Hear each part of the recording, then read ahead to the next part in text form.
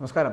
UDF തൂത്തുവാരാൻ സാധ്യതയെന്ന CPM സഹയാത്രികൻ്റെ വിലയിരുത്തലിൽ കേരള സർവകലാശാലയുടെ അന്താരാഷ്ട്ര കേരള പഠന കേന്ദ്രത്തിൻ്റെ ഡയറക്ടറും കാര്യവട്ടം പൊളിറ്റിക്സ് ഡിപ്പാർട്ട്മെൻറ്റ് മേധാവിയുമായ ഡോക്ടർ ജെ പ്രഭാഷാണ് ലോക്സഭാ തെരഞ്ഞെടുപ്പിന് ദിവസങ്ങൾക്ക് ശേഷിക്കെ UDF തന്നെയായിരിക്കും തൂത്തുവാരാൻ സാധ്യത എന്നുള്ള വിലയിരുത്തൽ നടത്തിയിരിക്കുന്നത്. ഓരോ മണ്ഡലത്തിലെയും സൂക്ഷ്മതല സവിശേഷതകൾ ചൂണ്ടിക്കാണിച്ചുകൊണ്ടാണ് അദ്ദേഹം ഇക്കാര്യം വ്യക്തമാക്കിയിരിക്കുന്നത്. അതായത് CPMൻ്റെ സംസ്ഥാന നേതൃത്വത്തിലുള്ള ബുദ്ധിജീവികളുമായി ഏറെ അടുപ്പമുള്ള ഒരു രാഷ്ട്രീയ നിരീക്ഷകനാണ് ഡോക്ടർ ജെ പ്രഭാഷ്.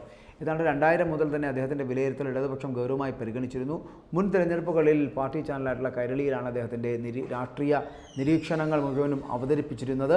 CPM നേതൃത്വമാകട്ടെ അദ്ദേഹത്തിൻ്റെ വിലയിരുത്തലുകളെ വളരെ ഗൗരവമായിട്ട് തന്നെ കാണുകയും ചെയ്തിരുന്നു. കേരളത്തിൽ സംസ്ഥാന ഭരണത്തിനെതിരായിട്ടുള്ള ഒരു ജനവികാരം നിലനിൽക്കുന്നുവെന്ന് തന്നെയാണ് അദ്ദേഹത്തിൻ്റെ നിരീക്ഷണത്തിൻ്റെ കാതലെന്ന് പറയപ്പെടുന്നത്. കണ്ണൂരിലും ആലത്തൂരിലും മാത്രമാണ് LDF നേരിയ ഒരു മുൻതൂക്കം ഉണ്ടാകുവാനുള്ള സാധ്യത എന്നറിയപ്പെടുന്നു. തിരുവനന്തപുരത്ത് BJPക്ക് ഇത്തവണ വോട്ട് കൂടുമെങ്കിലും ശശി തരൂരിനായിരിക്കും വിജയസാധ്യത എന്നാണ് ജെ പ്രഭാഷ് പറയുന്നത്. എന്നാൽ വിശ്വപൗരൻ എന്ന വിശേഷണത്തിൽ വോട്ട് സംഘടിപ്പിക്കുന്നതിനൊക്കെ പരിധിയുണ്ട് എന്ന മുന്നറിയിപ്പ് കൂടി നൽകുകയാണ് ഇതിലൂടെ. ആറ്റിങ്ങലിൽ മധ്യവർഗ വോട്ടർമാർക്ക് ഇടയിൽ സംസ്ഥാന സർക്കാരിനെതിരായിട്ടുള്ള ഒരു വികാരമുണ്ട്. അടൂർ പ്രകാശ് MP എന്ന നിലയിൽ എതിർവികാരം നേരിടുന്ന BJP നേട്ടമുണ്ടാക്കുമെങ്കിലും ചെറിയ തോതിലാണെങ്കിലും അടൂർ പ്രകാശ് കടന്നുകൂടുവാനുള്ള സാധ്യതയുണ്ട് എന്ന് തന്നെയാണ് ജെ പ്രഭാഷിൻ്റെ നിരീക്ഷണമെന്ന് പറയപ്പെടുന്നത്. കൊല്ലത്ത് NK പ്രേമചന്ദ്രൻ ഏറെ ജനകീയനാണ് എന്നും MLA എന്ന നിലയിൽ മുകേഷ് ജനങ്ങൾക്ക് അത്ര സ്വീകാര്യനല്ലെന്നുമുള്ള ആണ് പ്രഭാഷിൻ്റെ അഭിപ്രായം. ജെ പ്രഭാഷുമായി അടുത്ത ബന്ധം പുലർത്തുന്ന നേതാക്കളിൽ ഒരാളാണ് ഡോക്ടർ TM തോമസ് ഐസക്. എന്നിട്ടും പത്തനംതിട്ടയിൽ UDF മണ്ഡലമായതിനാൽ തന്നെ അത് പിടിച്ചെടുക്കുക അസാധ്യമാണ് എന്ന് തന്നെയാണ് പ്രഭാഷിൻ്റെ വിലയിരുത്തലും. ഒപ്പം കോട്ടയത്തേക്ക് പോവുകയാണെങ്കിൽ കോട്ടയത്ത് കേരള കോൺഗ്രസ് സ്ഥാനാർത്ഥിയായിട്ടുള്ള ഫ്രാൻസിസ് ജോർജിന് മുൻതൂക്കം ഉണ്ടാകുന്നു. ഇടുക്കിയിൽ UDFനാണ് മുൻതൂക്കം. ആലപ്പുഴയിൽ CPMൽ ആഭ്യന്തര പ്രശ്നങ്ങളുണ്ട്. നേടിയ ഭൂരിപക്ഷത്തിലാണ് കഴിഞ്ഞ തവണ ആരിഫ് വിജയിച്ചത്. അത് മറികടക്കാൻ KC വേണുഗോപാലിനും ബുദ്ധിമുട്ടുണ്ടാകില്ല.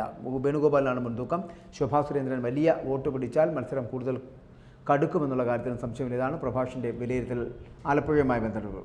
മാവേലിക്കരയിൽ ജനങ്ങളുമായി നല്ല ബന്ധം പുലർത്തുന്ന MP ആയിരുന്നു കൊടിക്കുന്നിൽ സുരേഷ്. എന്നാലും ചെറിയ തോതിൽ വിരുദ്ധ വികാരവും അവിടെ ഉണ്ടായിട്ടുണ്ട്. LDFൻ്റെ അരുൺകുമാർ നല്ല സ്ഥാനാർത്ഥിയാണെങ്കിൽ കൂടിയും കൊടിക്കുന്നിലിൻ്റെ തന്ത്രജ്ഞതയ്ക്ക് മുന്നിൽ എത്ര പിടിച്ചു നിൽക്കാൻ കഴിയുമോ എന്നുള്ള ഒരു പ്രശ്നം ഉദിക്കുന്നുണ്ട്. അതുകൊണ്ട് UDFന് തന്നെയാണ് മാവേലിക്കരയിലും മുൻതൂക്കം. ആലത്തൂരിലാകട്ടെ കഴിഞ്ഞ തവണ PK ബിജുവിന് നെഗറ്റീവ് ഉണ്ടായി. ഈ വർഷം ആ ഘടകമില്ല. രമയ്ക്ക് പഴയ ഗ്ലാമർ ഇല്ലാത്തത് കൊണ്ട് തന്നെ കരിവന്നൂർ ബാങ്ക് കൊള്ള അടക്കമുള്ള വിഷയങ്ങൾ മണ്ഡലത്തിൽ എങ്ങനെ ബാധിക്കുമെന്നൊന്നും പറയാനാവില്ല. K രാധാകൃഷ്ണൻ വ്യക്തിപരമായി വോട്ട് നേടാനുള്ള കഴിവുള്ളതിനാൽ ചെറിയ മുൻതൂക്കം അദ്ദേഹത്തിനുണ്ട്. ഉറപ്പിച്ചു പറയാൻ പറ്റുന്നില്ല എങ്കിൽ കൂടിയും. മറ്റൊന്ന്, പാലക്കാട് CPM നന്നായി അധ്വാനിക്കുന്നുണ്ട് എങ്കിലും VK ശ്രീകണ്ഠൻ കടന്നുകൂടുന്നുള്ള എന്ന് തന്നെയാണ് പ്രഭാഷിൻ്റെ വിലയിരുത്തൽ. ഡോക്ടർ പ്രഭാഷ് അങ്ങനെയാണ് പറയുന്നത്.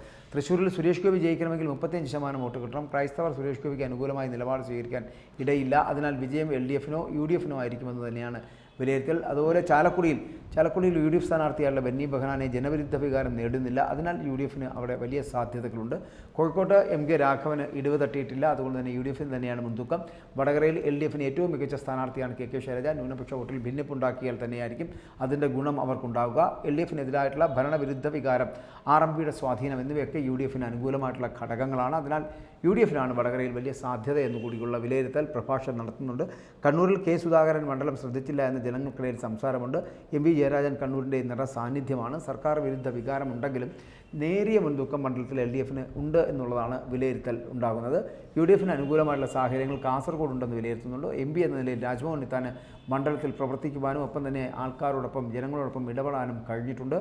എറണാകുളം, വയനാട്, മലപ്പുറം, പൊന്നാനി എന്നിവിടങ്ങളിലൊക്കെ UDF തന്നെയായിരിക്കും സ്ഥിതി മെച്ചപ്പെടുത്തുക. വലിയ വിജയം പ്രതീക്ഷിച്ച LDFന് ഇടത് സഹയാത്രികൻ്റെ വിലയിരുത്തൽ എന്ന് പറയപ്പെടുന്ന കനത്ത ആഘാതമാണ്. തദ്ദേശ തെരഞ്ഞെടുപ്പിലെ മികച്ച വിജയവും തുടർഭരണവും മുന്നണിയുടെ ആത്മവിശ്വാസം വർദ്ധിക്കുമ്പോഴാണ് ഇത്തരത്തിലുള്ള ഈ വിലയിരുത്തൽ എന്നത് ഏറെ ശ്രദ്ധേയമാകുന്നുണ്ട്.